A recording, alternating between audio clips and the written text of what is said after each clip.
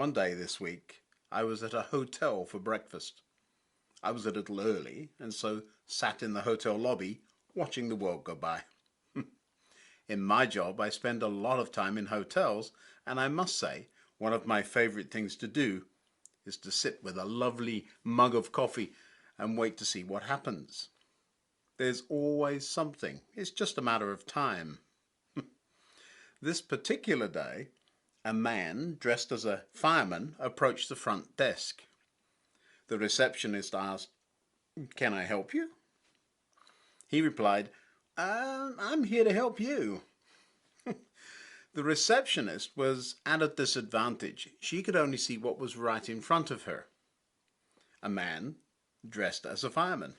And as I've already said, you never know what you're going to see if you wait long enough in a hotel lobby. I can imagine the poor receptionist may well have seen all sorts of people go by her desk, even in the past day or two. From my perspective, I could see that the man was a real fireman and was backed by several fire engines and a whole lot of his friends. Those flashing lights were a huge clue, and they say, out of the way, here we come, here we come." Presumably, someone thought there was a fire at the hotel and the receptionist simply didn't know about it. Or perhaps the toast for my breakfast had burned and set off an alarm. John the Baptist had this same problem as he shouted, "I am a voice shouting in the wilderness, clear the way, for the Lord is coming," in just the same way as the receptionist at the hotel didn't seem to know what to do. The religious leaders of the day really seemed clueless too.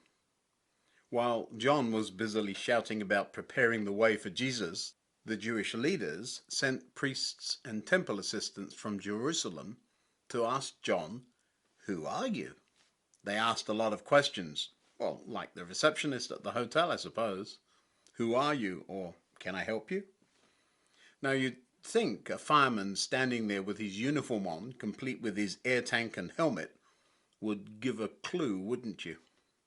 Well, just as John, using the very words Isaiah had said he would, should have given the religious leaders of the day a clue. It's the voice of someone shouting, "Clear the way through the wilderness for the Lord. Make a straight highway through the wasteland for our God."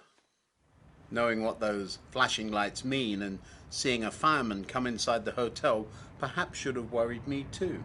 It didn't. Just like the receptionist and me with my coffee, I wonder how many of us see the lights of Christmas and yet still manage to miss the person standing right in front of us. Jesus, of course, wasn't just a cute wee baby in a donkey's food trough. He is as real as the fireman in the hotel. I'll see you all tomorrow for another video. Same time, same place.